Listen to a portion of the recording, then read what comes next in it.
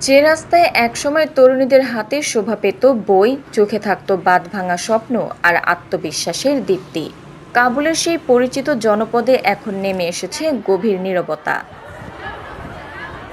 ২০২১ সালের আগস্টে তালেবান পুনরায় আফগানিস্তানের ক্ষমতা দখলের পর কেটে গেছে প্রায় ৫ বছর।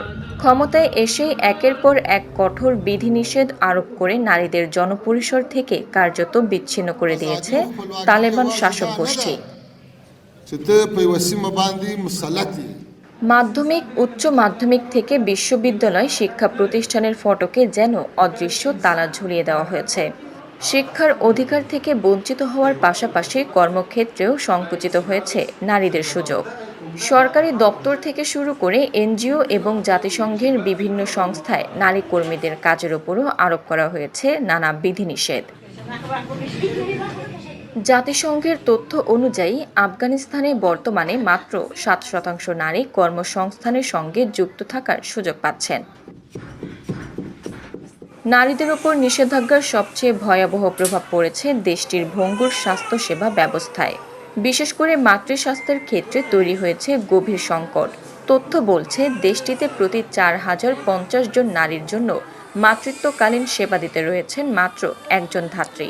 এর পাশাপাশি পুরুষ চিকিৎসকের কাছে চিকিৎসা নেওয়ার ক্ষেত্রে নারীদের ওপর আরোপিত বিধিনিষেধ স্বাস্থ্য ঝুঁকি আরও বাড়িয়ে দিয়েছে।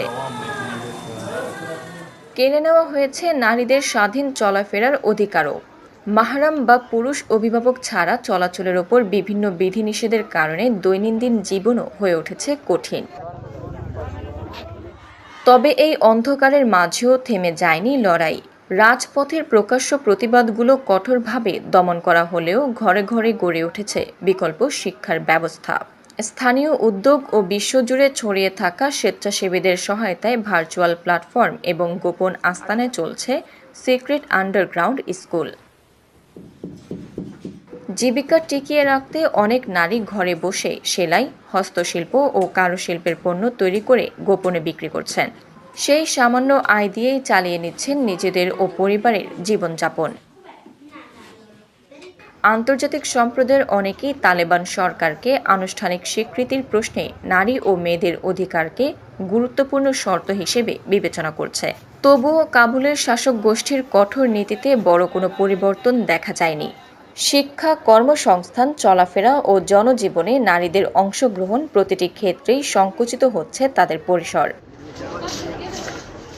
একসময় যে কাবুলের রাস্তায় ভবিষ্যতের স্বপ্ন নিয়ে ছুটে চলতেন তরুণীরা, সেই রাস্তাতেই আজ তাদের উপস্থিতি অনেকটাই নিঃশব্দ। কিন্তু সেই নীরবতার ভেতরেই চলছে টিকে থাকার লড়াই, অধিকার, শিক্ষা আর একটি স্বাভাবিক ভবিষ্যতের আশায়।